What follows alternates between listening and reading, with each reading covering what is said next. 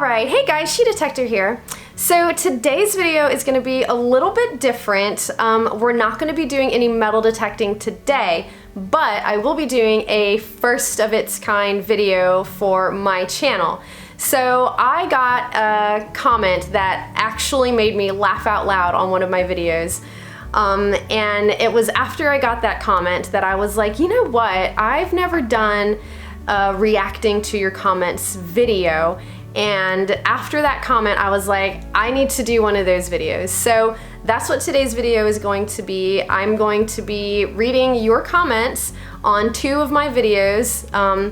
I've not looked at any of the comments yet. I wanted to actually be surprised when reading your comments, be it funny or, I don't know, offensive, vulgar, whatever. I wanted to actually be surprised. So I've got a couple of videos that I've not looked at any of the comments yet, and we're gonna do that today. So yeah, let's get right into it. All right, so let me show you guys the comment that made me want to do this video. So it was on my Fisher F-19 beach hunt video, and it was this one right here. WTF, we all thought you died from COVID or got a divorce and moved away. Some even said you were at the, it says caption, but I think he meant Capitol, at the Capitol rioting and got locked up. When I read that comment, I literally was laughing out loud. I mean, obviously the COVID thing, a lot of people did unfortunately die from that. So that part wasn't necessarily funny, but the rioting at the Capitol and getting arrested part is what I thought was hilarious, and I was like, okay, maybe I should do one of those reacting to the comments videos. So that is the comment that made me want to do this video. All right, so I've got 2 videos that I have intentionally not read the comments on so that I could do this particular video. So I don't know if there's gonna be anything hilarious or mean or whatever, but I've not looked at any of the comments, so we're gonna go ahead and do that right now. So this is my metal detecting and a knife video. There's 37 comments. So let's see what kind of comments we have. So this one says, funny you'd mention ammo, a knife never runs out of ammo. That is very true. You don't have to worry running out of ammo when you're going all stabby stab with a knifey knife. And that old style pull tab. So this person here looks like Lisa Updegraft 2010 said that the old style pull tabs are called beaver tails. And now that I have read that, I remember before I took my break, yes, I do remember calling them beaver tails, and evidently I dumped that from my memory bank because I could not for the life of me remember what they were called, but now I remember, beaver tails. So this person is talking about how they used to watch me back in the day and they're happy to see me back. I'm happy to be back.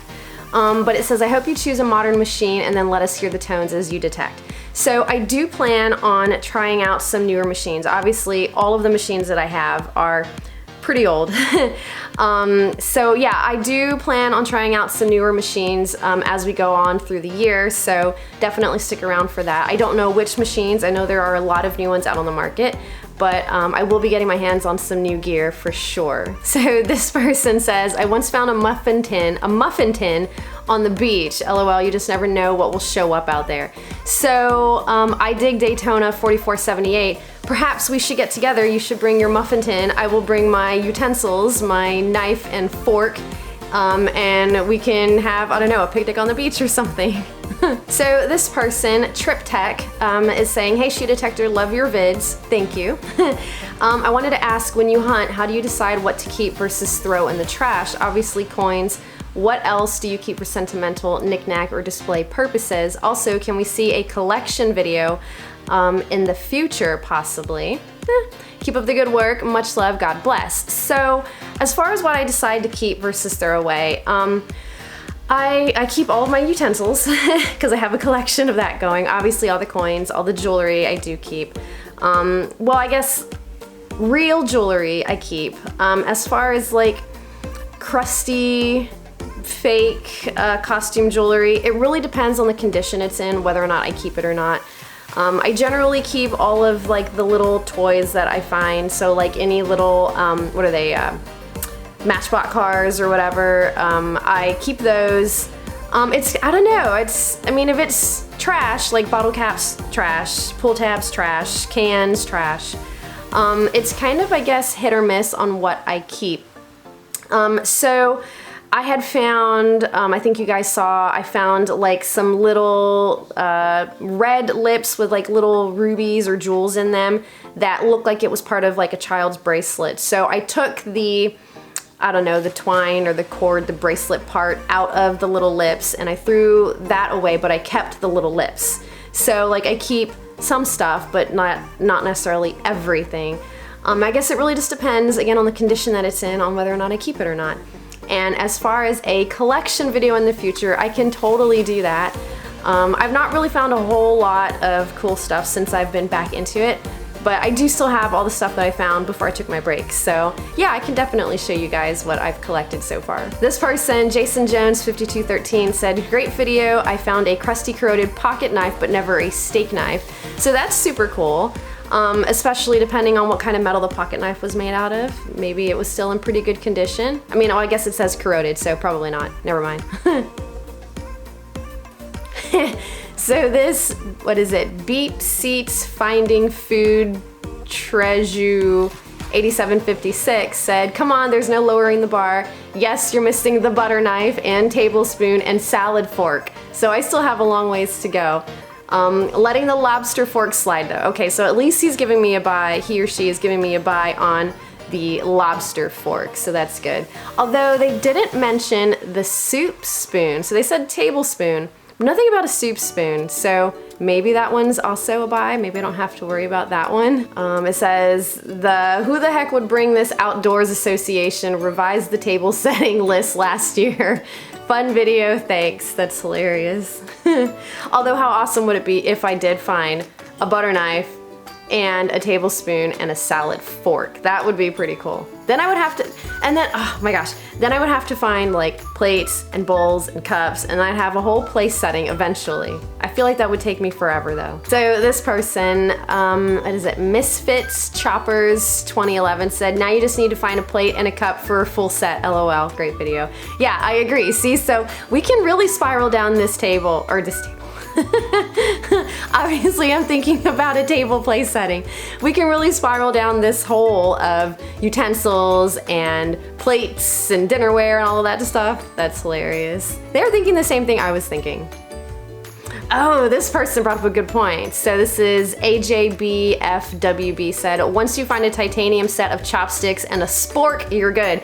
I need to find, so I've never seen a metal spork. I've only seen plastic sporks.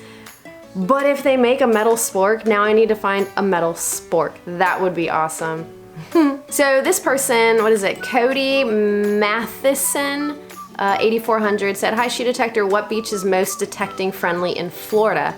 So that's a really good question. So of the number of beaches I've metal detected in Florida, I think I've hit maybe like 1% of the beaches in the entire state of Florida. So I can't answer for the entire state. Honestly, every county is different. It's one of those things that if you have a beach that you're wanting to go to, you really need to Google and check on the internet for that specific beach. I know a lot of the beaches over on the East Coast, so like where the treasure fleet sunk, a lot of them do have pretty strict restrictions on where you can hunt. So I know a couple of them, we're talking about like Vero Beach area, there's like a whole stretch of several tens of miles that you can only hunt between the high water line mark, so the high tide line mark, and the low tide line mark. Like some of them won't even let you hunt in the water. So the best times to hit those beaches are gonna be low tide, because then the water is gonna be as far out and give you as much beach area to hunt. Pretty much every beach everywhere in Florida, you can't hunt in the dunes, because obviously the dunes are there for like erosion purposes and to protect the communities and stuff, so you can't hunt in the dunes. But some beaches are very strict on, you can only hunt between the high and the low tide line marks. So definitely research which beach you're gonna be hunting at before you go, because I would hate for anybody to get in trouble. Some places, if you are metal detecting where you're not supposed to, they will actually confiscate or impound all of your gear, so definitely research it beforehand. Alright, so the next video that I'm going to check out the comments on is my metal detecting historic Tarpon Springs video.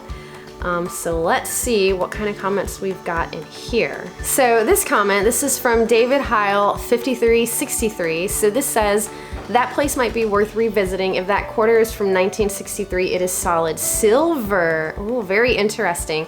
I need to go back and check that coin. I do have a metal testing kit, so I could always check it and see if it is solid silver. That's great to know. Love the large red Christmas decorations and the patriotic pants. I know I really wasn't doing the Christmas vibe with my patriotic pants. We also learned a little history about Tarpon Springs. Nice video, Kay. Did you keep the magnetic rock?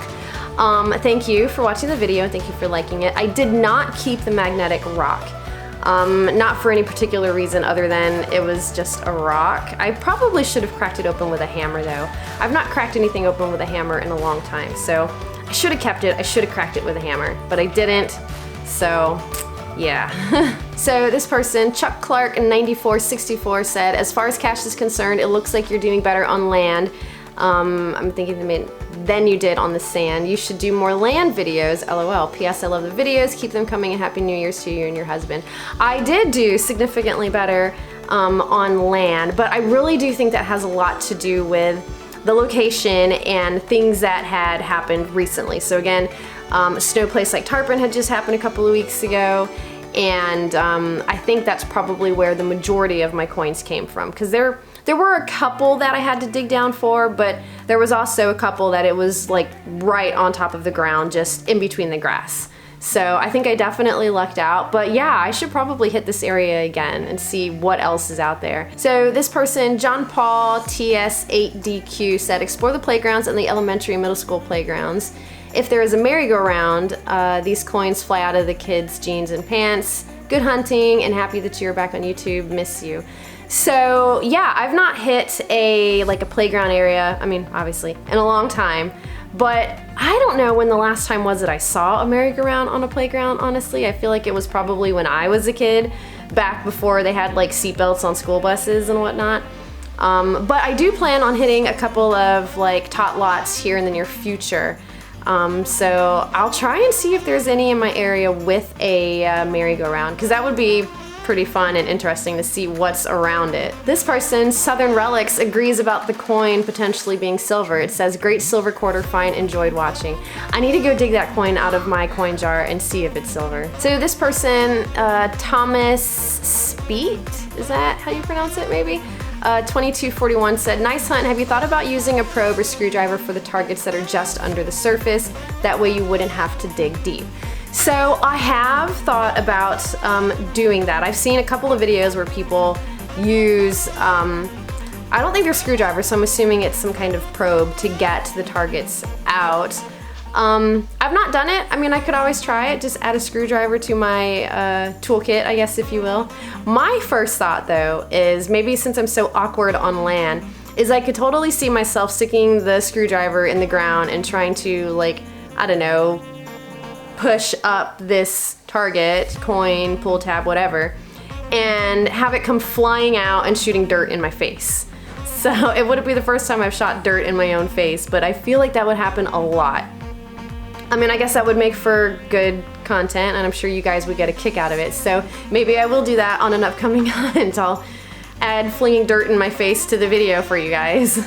So this person, Beep Seats Finding Food Treasure 8756. Not bad, you hit silver already. Okay, so that's like the third or fourth comment about silver. I'm gonna go get this quarter. All right guys, so I searched for the quarter. So it's actually a 68 quarter, not a 63. So let's see if you guys can see that. I don't know if you can see the year down there on the bottom. So it's actually a 68 quarter, not a 63. And I Googled it. What year did quarters stop being silver? So 1965. So I missed it by 3 years. So I did not find silver on my hunt of historic Tarpon Springs, sadly. But we were close, I guess. We were close, right? Yeah. So this person, Ham Shackleton, said, your lightweight rock looks like the remnants of a metal aluminum. Obviously you're from across the pond, because I know y'all say aluminium, which I think is weird. And he says, you say aluminum. The more you say it weird, the weirder it gets. It says, I had to smile at your comment that tarpon is nearly 100 years old. My house in the UK is older than that. Nice to see a manatee in the pool. That's something we don't have. So yeah, I know 100 years old is like super young compared to some of you guys across the pond. You guys have like really, really old things to hunt and search for out there. We're just like a little baby country. We're so young. Oh, so this person, let's see, Max Swanton 9622 said, you should get a fiberglass rod with a rounded tip for a probe like a screwdriver, but won't scratch your targets. That's really good information, because that is one thing that I've thought about. If I do take a screwdriver out me, I have considered, like, won't it scratch the target if I, you know, hit it?